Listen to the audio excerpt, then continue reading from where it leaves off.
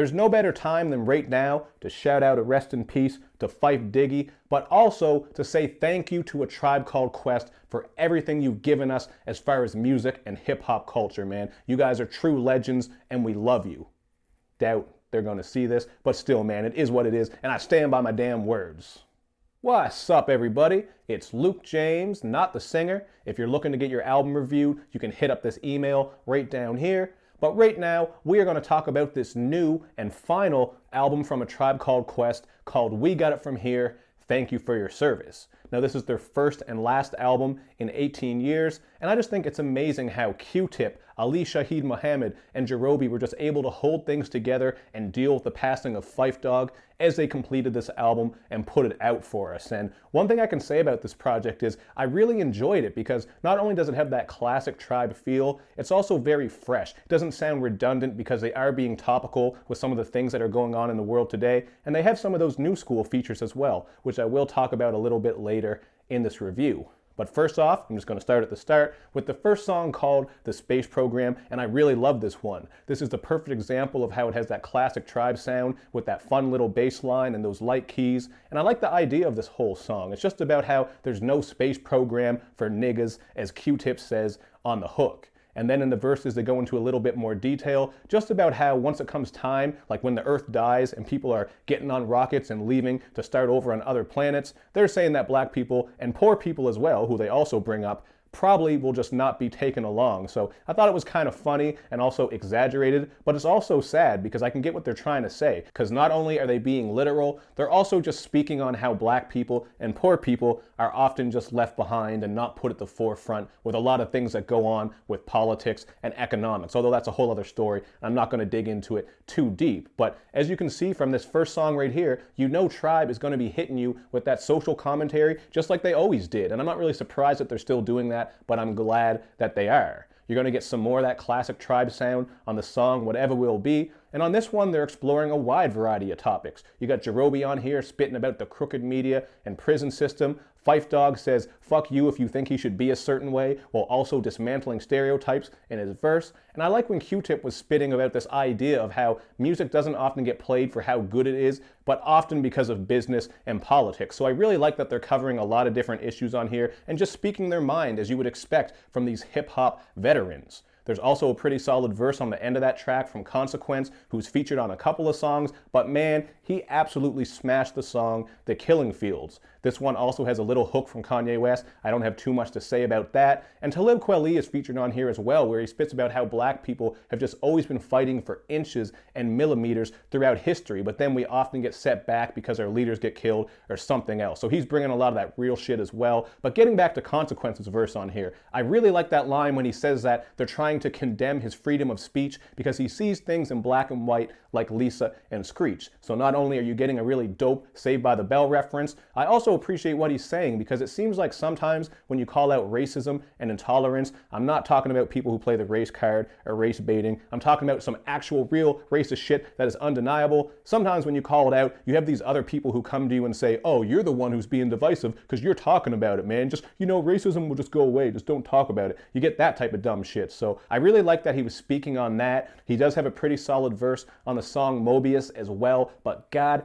damn, Busta Rhymes comes on this song Mobius and absolutely snaps. It all starts off with just a very nice and simple sample for Consequence's part, but then once it gets aggressive, Busta comes in and fucking snaps, man. He all out kills it, just aggressive with these high energy flows, a lot of violent lyricism, just that hard hitting shit that you expect from Busta. I thought it was really dope and it definitely got me excited to hear more from him. So I like that Busta was featured on that song and throughout this album because he's long been someone who's worked with Tribe, which also adds to that classic feel that you get throughout this project. But you are going to get some of those new school features on here as well, which I mentioned at the start of this review. First of all, on This Generation, you do have Q-Tip shouting out the new generation like J. Cole, Earl, Joey Badass, and Kendrick, who he says are the gatekeepers of flow. And then you actually get Kendrick on the song Conrad Tokyo. This is a really dope track and one of my favorites. I was kind of thrown off by the way the vocals sound at first because they have this sort of live, echoey feel to them, but the verses are dope. I loved Kendrick's flow, and I like how Phife was on here just spitting some real shit, just as you expect, because he goes in about the fuckery of CNN and all this Donald Trump business, which is pretty crazy because he passed away, I think it was back in March, and look at how crazy things are now. So he definitely knew what he was saying, and even though he wrote that verse quite a while ago, it definitely still stands today and speaks volumes. So I thought that was really great. You also get Anderson .Paak shining with his vocals on the song Moving Backwards, which is just a positive track about, you know, trying not to get lost and staying positive in the face of adversity. So you're going to get those positive vibes as well, which Tribe has always been known for. They're just really sticking to the script on this project while also coming with some new sounds, some new features. It's just really dope overall. I can't see a Tribe Called Quest fans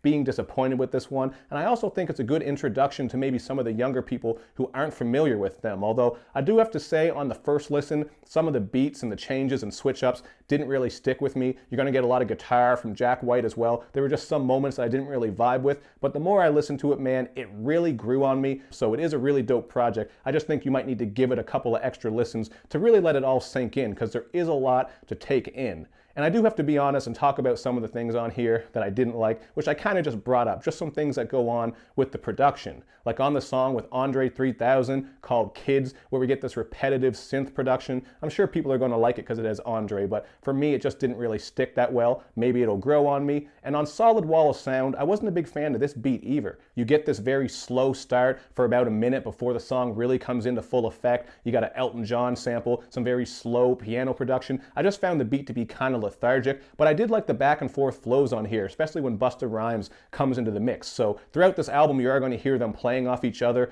in their verses, which also takes it back to that classic style. So it's a lot of fun. Just this whole project, you're going to hear a lot of fun moments on it. Although, like I said, there might be these little things here and there you didn't care for. Like for me, on We the People, I wasn't a big fan of Q-Tip's voice because he sounded like the Detroit Grand Poobahs on that song Sandwiches, if you're familiar with that. But content-wise, it was a dope song because it's just about equality, and on the hook, Q-Tip is just mimicking these people who think everyone basically needs to leave the country and get out of here unless you're straight, white, and Christian, and maybe if you have a bit of money as well. So they're really bringing some dope content all over this one, and that does make up for some of these little minor gripes that I do have. And in the end, I'm going to go with a 4.5 out of 5 here because, like I said, these are just some minor gripes I have, and there are a lot of other things on here that I like. I like the song enough. This is just a very smooth and wavy, lovey-dovey track. Ego was another dope one, where Q-Tip breaks down how the ego can have an effect on people, from making them pretend and be fake to giving them strength in times of need, like when you're dealing with racism and hatred. And this one has a nice little horn sample on it as well. Thought that was a dope flip, so that track was another favorite of mine.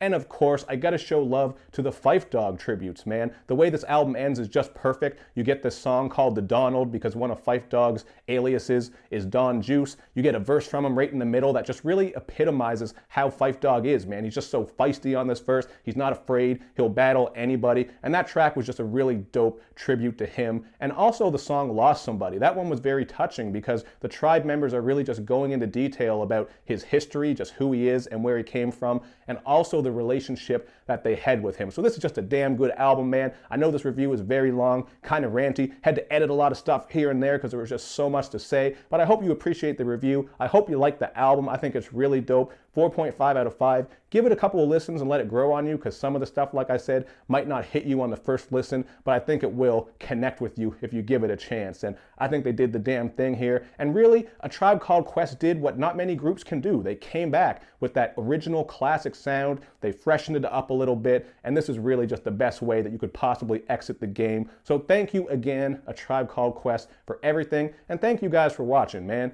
Hit me up in the comment section with your thoughts, and make sure you do all that good YouTube and social media stuff as well, man, where you like my videos, you share them, you follow me on Twitter, you retweet the videos, and you especially got to subscribe to my channel and click like on the new Facebook page. Thank you for watching, everybody. I will see you next time.